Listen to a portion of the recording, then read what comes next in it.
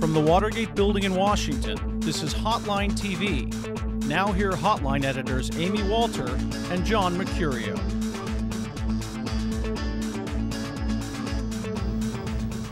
Happy Friday, everyone. Welcome to Hotline TV. I'm Maura O'Brien. And I'm John Mercurio. You know, Maura, it's been a while since we've had a good campaign scandal. Yes, it has. It's been a couple weeks, actually.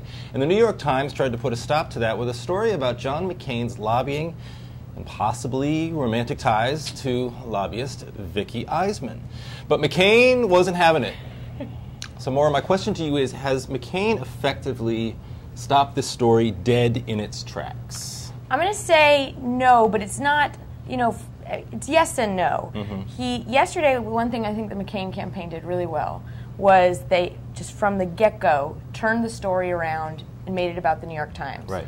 So there's obviously, for how long has there been this animus against the New York Times and the conservative community? Sure. So they knew that this could be a great rallying point for people who have, up until now, been holding out on jumping on the McCain bandwagon. And it worked. It worked. So yesterday, what was in the morning, the story was about the actual New York Times report.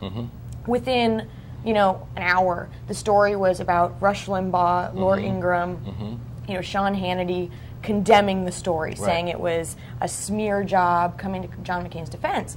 So, I mean, in that sense, I think, and today, all the response, no one was even talking about the effect of the story on McCain. Even the New York Times was sort of backing off. They covered the story like everybody else did, which was to cover his denial, his press conference yesterday. Right. And so, yeah, today it was all about whether people thought that the New York Times had any business running the story. Right. There was the New York Public piece that paints it as this, major battle behind the scenes, people quitting, leaving their beats, So in that sense, I think they did a really good job with that. But I do also think, at the same time, the story brings up a very real problem for him. Right. The larger story about his ties to lobbyists, which frankly, is going to be an interesting story for both Obama and for McCain, but more for McCain because he's been in the Senate for so much longer. It's impossible. These guys like to run, it's catnip. They like to run as these, ethically clean, lobbyist-free politicians. It really works well. It's probably why he won somewhere like New Hampshire. It really appeals to independent voters. But ultimately, can you be the chairman of a Senate committee, as he was, and not talk to lobbyists, not have any lobbyists in your coterie at all? Exactly, and just lobbyist has become such a dirty word, in general, that it's just whenever this. I mean, I think that most people have almost forgotten about the romantic relationship part of this. No one's. I think we all want to forget about that. Yeah, exactly.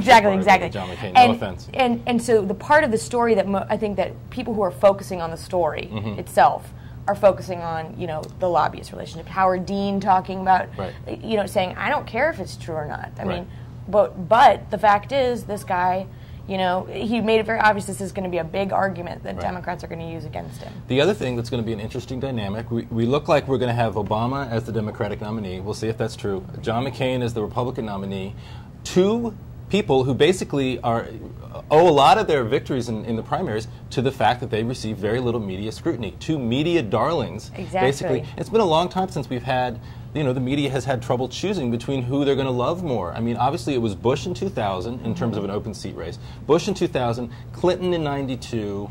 What happens in a campaign where the media is fawning, as they have been, over both of these guys, Obama and McCain? Yeah, I mean, I honestly have no idea. It's going to be really, it'll be really interesting to see what happens. Exactly, or it could just be that with all of this, open media coverage to candidates who are very friendly to the press, it could be we'll just get a lot more, maybe it'll become a lot more intense and scrutinized. Or this could be the end of mainstream media. This could be, if they lose their credibility, we'll see. Yes.